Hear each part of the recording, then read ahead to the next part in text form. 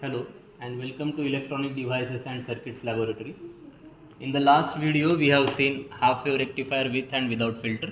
In this video tutorial we'll see a full wave rectifier which is formed using a bridge kind of architecture, so called as a full wave bridge rectifier with and without filter. So first we'll see the connections. We have to connect a series current meter to measure IDC. We will select load. We have four combinations R1, R2, R3 and R4 whose value is increasing, and we have three different capacitors whose value is also being increasing. So first we will do without filter. So I will connect a DSO and show you the output of with and without filter full rectifier. So this is, I have not connected any capacitor filter. So as you know, in case of a full wave rectifier, whatever input we give,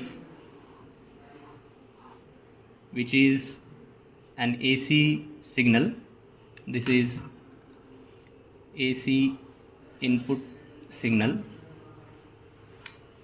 and we get the output across load resistor.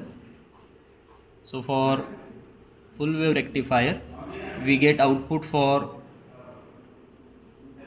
both the half cycles, during positive as well as during negative half cycle. So this is the output of full wave rectifier, which is a pulsated DC without filter. Full wave rectifier without filter. So first we'll see the output of full wave rectifier without filter. As you can see on the screen of DSO, the same waveform which we have drawn can be observed. Now if we connect a filter, if I choose a capacitor with this load, so ripples can be minimized. The waveform first we'll draw and try to observe on the DSO screen. So as we connect a capacitor filter, the ripples will be minimized as we have discussed in half wave rectifier. So the waveform will be smooth, and if we increase the value of capacitor in case of with filter kind of a full wave rectifier, so ripples can be minimized further. So you can see on this particular combination R1 C1, then I will select R1 C2, so ripples have been minimized by some proportion. Then R1 C3, so almost flat DC line you have been getting on the DSO screen, because we know the formula for ripple factor is, in case of full wave rectifier, it is 1 upon 4 under root 3 FRC. So as if we increase the value of R and C, ripple factor will minimize this. So we'll see the readings how we can take. First part is full wave rectifier without filter, as we have done for half wave rectifier. You can go back and watch our earlier videos to get details on this observation table. So RL, we are increasing the value of load resistance, and we are recording the IDC, VDC and VAC, and the ripple factor can be calculated using VAC by VDC. So we'll see the first reading for this R1. I have connected a load R1 and current meter is connected in series. So this is current meter, and here at the output we can measure VAC as well as VDC. So this is the meter for DC voltage. So for R1 combination, as you can see, the current is 34.1 or 2 milliamperes and DC voltage is 6.12. So at the time of recording I got IDC 33 and VDC 6.08.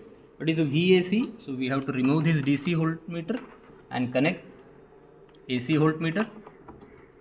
So as you can see, it is showing me 3.1 volts. So the same reading I got at the time of recording. So these are the readings for R1. Similarly, now you can go ahead and change R1 to R2 and record IDC, VAC and VDC. Similarly, you can go for the combination of R1 with different capacitors, R1C1, R1C2, R1C3. So this is R1, we have to connect a capacitor in shunt. So this is the combination R1C1. In this combination I got current almost 34.8 milliamperes. So during recording of these readings I got 34.4. This is VAC, it is showing 2.4 volts.